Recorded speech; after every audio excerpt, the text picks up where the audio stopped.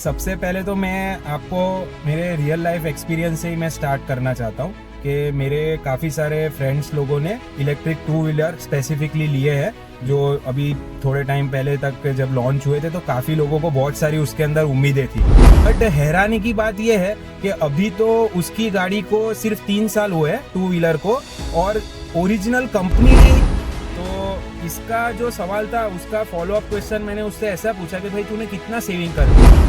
तो ये आपको एकदम रियल केस सिनेरियो में बता रहा हूँ कि गाड़ी को आप कंसीडर करो नहीं करो ये आपका पर्सनल कॉल है। बट पेट्रोल गाड़ी है तो अपने को एटलीस्ट पता तो चले कि भाई गाड़ी में किक नहीं लग रही है या फिर मैं किक से स्टार्ट करूँ इसका, इसमें तो किक ही नहीं है। कोई ये मान के चल रही है कि 3-4 साल के बाद ये आपकी गाड़ी की वैल्यू 0 हो जाने वाली है, तो आप ये समझिए कि ये क्या बता रहा है।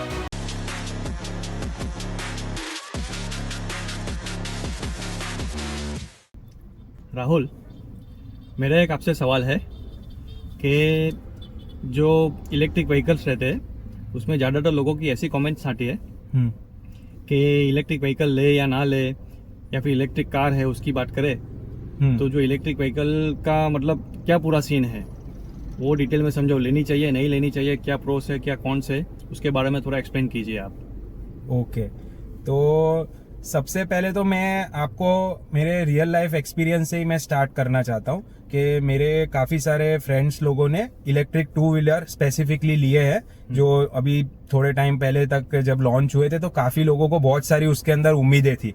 तो एक तो रियल टाइम एग्जाम्पल ऐसा है कि एक मेरे फ्रेंड ने इलेक्ट्रिक व्हीकल ली थी जिसका MRP वैल्यू था 1 लाख रुपए उसने स्पेंड किए थे, क्योंकि उसने ऐसा सोचा था कि 5-7 साल तक मैं ये व्हीकल यूज करूंगा और मेरा रनिंग भी अच्छा खासा है तो मैं पेट्रोल बचाऊंगा तो ये मेरे को एक्चुअली सस्ता पड़ेगा। वही कैलकुलेटर कब से चल रहा है मार्केट में, आप वही बता के कंपनीज व्हीकल सेल भी कर रही है।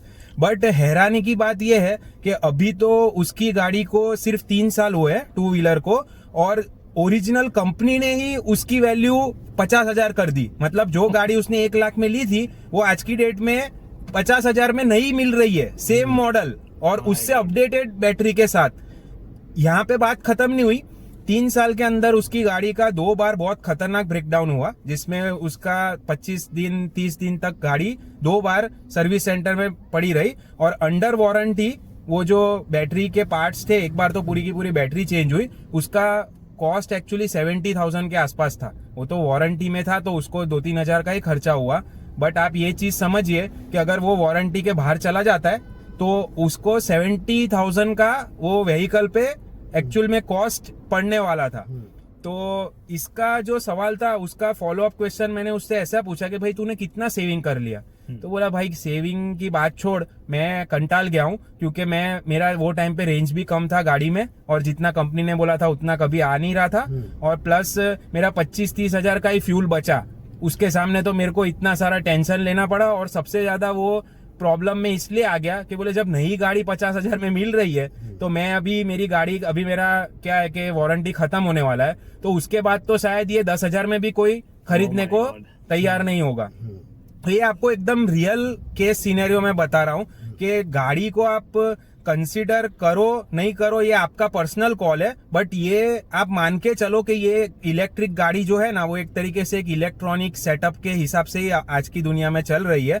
और इसके ऊपर थोड़ा लाइट अभी विशाल भाई भी देंगे कि विशाल भाई आपका थोड़ा पर्सनल एक्सपीरियंस शेयर कीजिए। देखो, मैं तो इलेक्ट्रिक गाड़ी मैं सोच रहा था लेने के लिए, मगर फिर बाद में मैंने थोड़ा सोचा उसके बारे में कि इलेक्ट्रिक गाड़ियां या टू व्हीलर हो या 4 व्हीलर हो, मुझे सबसे बड़ी दिक्कत ये आ रही है कि मैं ऐसा भूत भाई आदमी हूँ कि मुझे रात को 2 बजे भी इच्छा हो जाती है स्टेशन जाने की या एयरपोर्ट जाने की या कहीं पे भी निकल जाने की। हाँ। या फिर इमरजेंसी कहीं पे आ गई या किसी फ्रेंड का फोन आ गया इमरजेंसी में कि भाई आजा तुरंत काम है। हाँ। तो इन दिस केस के यहाँ पे मुझे पहले देखने जाना पड़ेगा कि मेरी गाड़ी चार्ज है या नहीं है। बराबर है। सबसे बड़ी दिक्कत मुझे ये है। हाँ। और दूसरी चीज के भाई गाड़ी में कुछ भी अगर होता है तो अपने को पता चलता ही नहीं है कि भाई गाड़ी में क्या हो गया। हाँ, ये बहुत बड़ा पॉइंट है, क्योंकि अगर तो अपने पेट्रोल गाड़ी है तो अपने को एटलीस्ट पता तो चले कि भाई गाड़ी में किक नहीं लग रही है या फिर मैं किक से स्टार्ट करूं इसका, इसमें तो किक ही नहीं है। अरे वो पूरा एक ही बटन भी नहीं आता, मोबाइल से चालू होती है ये सब गाड़ियां बहुत सारी। दूसरी एक डेंजरस चीज मैं क्या बोल रहा हूँ कि समझो कि आप कहीं पे गए हो और आपके मोबाइल में एप्लीकेशन से गाड़ी चल रहा है, ठीक है, तो आपको वहां पे शो होगा कि भाई गाड़ी यहाँ पे है वहां पे है, तो सबको आपको पता मतलब सबको बताना पड़ेगा कि भाई मैं यहाँ पे गया था, बराबर। तो ये कोई प्राइवेसी वाली चीज भी इसमें रहती नहीं है, ये भी बहुत बड़ा फैक्टर है। रियल टाइम लोकेशन ट्रैकिंग रहता है, लोकेशन ट्रैकिंग ही रहता है। मतलब आपको वो गन पॉइंट पे रहना है कि भाई आप यहाँ पे जा रहे हो, मगर वो कौन आपका देख रहा है पीछे से, वो आपको पता ही नहीं है। मतलब समझ लो घर वाले देखे वो तो दिक्कत नहीं है, हाँ, मतलब आपका पूरी कंपनी के पास डेटा है, कंपनी के पास तुम्हारा डेटा जाता है कि भाई तुम कहाँ कहाँ ट्रैवल कर रहे हो, तुम्हारा मतलब ये क्या चीज है। सही बात है। धीरे धीरे हम सब अपने पर्दे के पीछे वाली बात पर्दे के आगे ही सब रखना चालू कर दिया। बहुत जबरदस्त पॉइंट है ये। तो एक चीज है। और दूसरा मेरे एक भाई का भी एक्सपीरियंस है कि उसने भी एक गाड़ी ली थी। हाँ। मतलब मेरे 2-3 दोस्तों ने गाड़ी ली है इलेक्ट्रिक, ऐसा नहीं है। हाँ। सबको रोना ही आ रहा है। वो लोग ऐसा सोचे कि 5 साल में मैं पूरी गाड़ी का पैसा बचा लूंगा 50,000, ठीक है, ऐसा सोचा है। टू व्हीलर की बात करो, टू व्हीलर की हाँ, बात कर रहा हूं। अच्छा।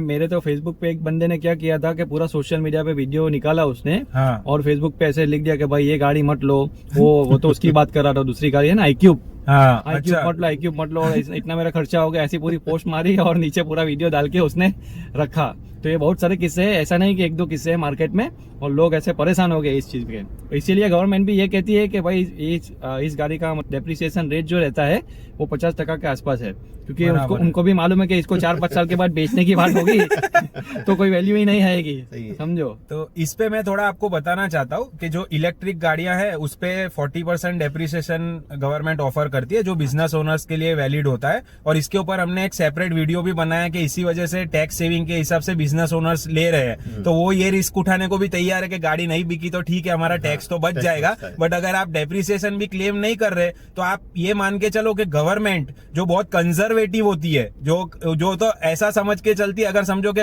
उसकी वैल्यू 80% गिरने वाली होगी तो वो 40% बढ़ाएगी, वही ये मान के चल रही है कि 3-4 साल के बाद ये आपकी गाड़ी की वैल्यू 0 हो जाने वाली है। तो आप ये समझिए कि ये इस क्या बताता है। और देखो एकदम फंडामेंटली अपने समझते हैं कि विशाल भाई और मितेश से अपने पूछते हैं कि आपका जो मोबाइल है वो कितना पुराना है, एक अपने एग्जांपल लेते हैं। मेरा मोबाइल 5 साल पुराना हो गया। 5 साल हो गया। मितेश आपका मोबाइल? मेरा भी तकरीबन उतना ही है। ठीक है, एक एवरेज प्राइस आप बताओ, आपने वो मोबाइल कितने में लिया था? देखो मैं सीधा बोलता हूँ, भाटिया का क्वेश्चन मुझे समझ में आ गया कि ये गाड़ियां और ये मोबाइल सही में होता है। जैसे आपने पकड़ लिया, सही बात बोले। जैसे ही शोरूम से आप निकले, हाँ, या फिर अपने मोबाइल की दुकान से आपने मोबाइल लिया, हाँ, और बेचने गए तो 10,000 डाउन सीधा। सही बात है। वैसे ही गाड़ी में आप गाड़ी 1 लाख की है, हाँ, तो आपका सीधा 50% डाउन।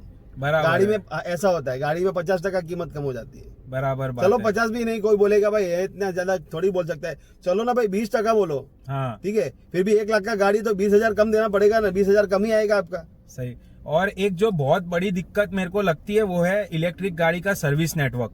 मैंने जितना पता किया है ना कि लोग इसीलिए परेशान, जो विशाल भाई ने भी अच्छा पॉइंट उठाया था कि कोई भी नॉर्मल मैकेनिक आप वो कर नहीं सकते, और ये लोग का ऐसा कॉम्प्लिकेटेड सिस्टम है, गेम जैसा बना दिया है कि आपको सर्विस में गाड़ी देनी है ना तो 7 दिन पहले तो वो लोग अपॉइंटमेंट देंगे आपको कि ये अपॉइंटमेंट को।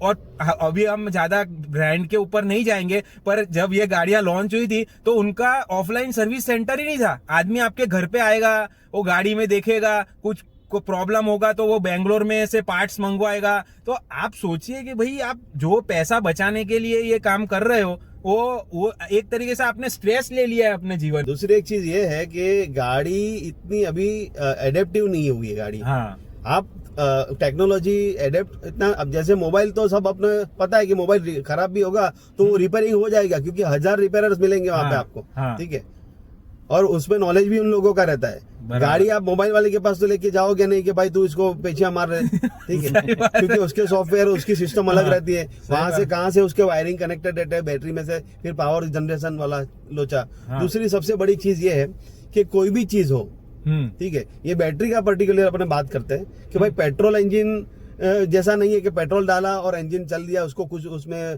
डाउन और अप नहीं होता, जैसे अपना ग्राफ ऊपर नीचे होता है। वैसे बैटरी आपकी जितनी बार चार्ज होती है फिर लो होती है, चार्ज होती है, तो उसमें क्या है कि वो उसका पावर धीरे धीरे खाता रहता है। वो जो टेक्निकल भाषा में बोलते हैं तो वो पावर लेस हो जाती है धीरे धीरे। सही बात उसकी है। जो कैपेसिटी है, वो कैपेसिटी 100% का कैपेसिटी है। 1 साल में आपकी बैटरी की कैपेसिटी मोबाइल में भी देख लो आप, हाँ। वो भी वो लिथियम आयन में बैटरी रहता है इसमें, ठीक है। बराबर है। Exactly. और क्योंकि अपने उधर वही सोर्स है अपने पास, ठीक है, तो वो भी अपने अभी तो आउटसोर्स करते हैं उसको भी, सही बात ठीक है। है। तो ये सारी चीजें मुझे नहीं लगता कि लॉन्ग टर्म के लिए सही रहेगी।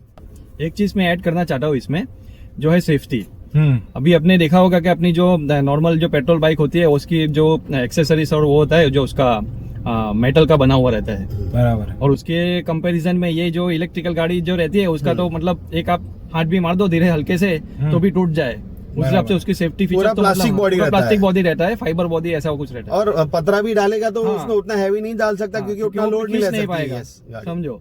तो ये सारी दिक्कत भी है इस गाड़ी में।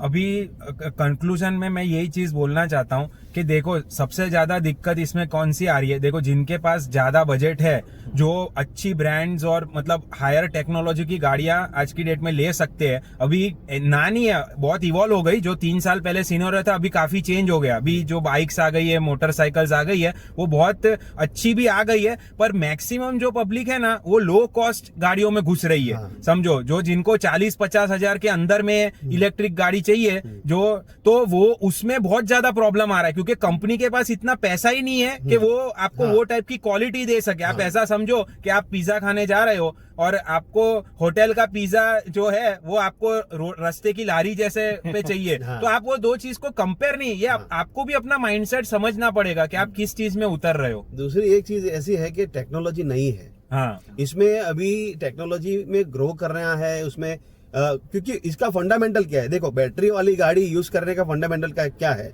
कि भाई आपको लो बजट में आपको मिले, सबसे बात। पहला ये है। और दूसरा एवरेज, या कार ले लो या फिर बाइक ले लो, कि बैटरी वाली जो गाड़ी अपन लेंगे तो मेन अपना पर्पस ये रहेगा कि भाई मेरे को अच्छी एवरेज मिले, मेरे को कम पैसे में मेरा रनिंग हो जाए, मतलब किलोमीटर जो मेरा कट होने वाला है यूनिट में मेरा ज्यादा से ज्यादा किलोमीटर कटना चाहिए। मतलब मोटा मोटी बात करें तो आपका पैसा बचने की चीज है, ठीक है। तो इससे पैसे बच रहा है रियल में, हाँ, वो ये नहीं एक बच रहा सवाल है। सबसे बड़ा सवाल। यही एक जो जो point मेन है। प्रॉब्लम के लिए गाड़ी हाँ। बैटरी वाली आपने इंट्रोड्यूस की है, हाँ। तो प्रॉब्लम सॉल्व होता है? नहीं हो रहा है। मैक्सिमम टाइम वो आपके गले की घंटी बन के रह जाता है। तो we hope that you got insights from this video. आपको मजा आया होगा। तो see you in the next one. Thank you.